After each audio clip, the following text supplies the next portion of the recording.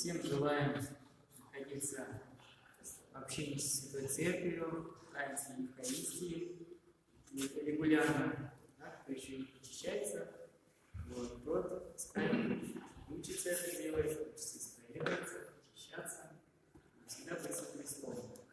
Всегда быть со Христом, от которого мы обладаем грехами, мы возвращаемся через таинство покаяния, таинство святого причастия.